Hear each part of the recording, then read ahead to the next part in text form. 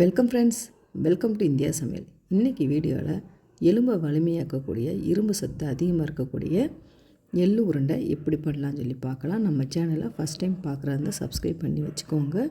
இப்போது ஒரு கடாயில் 100 கிராம் அளவுக்கு நான் எள்ளு எடுத்திருக்கேன்.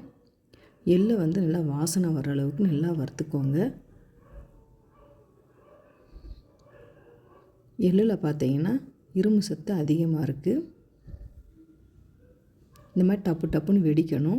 இந்த ஸ்டேஜில் நம்ம எள்ளை வேறொரு பவுலில் மாற்றிக்கிடலாம்.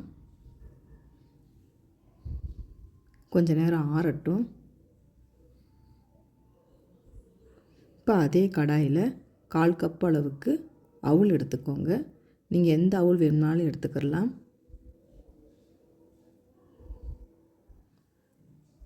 அவ்வளவும் நல்லா வாசனை வர அளவுக்கு வறுத்துக்கோங்க. இப்போ இந்த அளவுக்கு நல்லா வறுபட்டுருச்சு.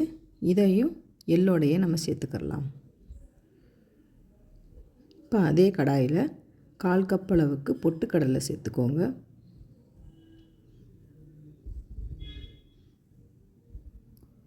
பொட்டுக்கடலையும் நல்லா வாசனை வர அளவுக்கு வறுத்துக்கிடலாம். இப்போ பொட்டுக்கடலையும் நல்லா வறுபட்டுருச்சு. இதையும் நம்ம எள்ளோடையே நம்ம சேர்த்துக்கிடலாம். கொஞ்சம் நேரம் நல்லா ஆறட்டும். ஆறின பிறகு நம்ம மிக்சியில் அரைச்சிடலாம். இப்போ மிக்சி ஜாரில் 3 பொருட்களையும் சேர்த்துடலாம். இப்போ சேர்த்துட்டு நல்லா நைஸாக அரைச்சி எடுத்துகிட்டு வந்துடலாம். இப்போ இந்த எள்ளுக்கு தேவையான அளவு இனிப்பு நான் நாட்டு சர்க்கரை சேர்த்துருக்கேன். 4 டீஸ்பூன் அளவுக்கு சேர்த்துக்கலாம். கரெக்டாக இருக்கும் 4 ஸ்பூன்.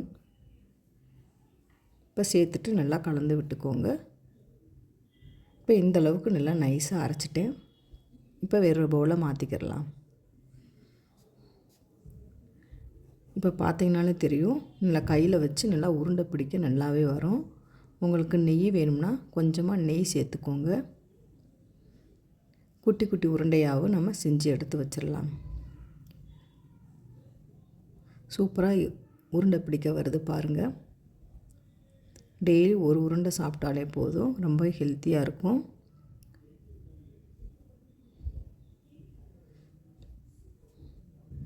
இந்த மாதிரி ஒவ்வொரு உருண்டையாக செஞ்சு எடுத்து வச்சிடலாம். சூப்பராக இருக்குது பாருங்கள். நீங்களும் இந்த மாதிரி ட்ரை பண்ணி பாருங்கள் ஃப்ரெண்ட்ஸ். ட்ரை பண்ணி பார்த்துட்டு கமெண்ட் பண்ணுங்கள். உங்களுக்கு இந்த வீடியோ பிடிச்சிருச்சுன்னா லைக் பண்ணுங்கள், ஷேர் பண்ணுங்கள், கமெண்ட் பண்ணுங்கள். உங்களை நான் வேறு சந்திக்கிறேன். பாய். தேங்க்ஸ் ஃபார் வாட்சிங்.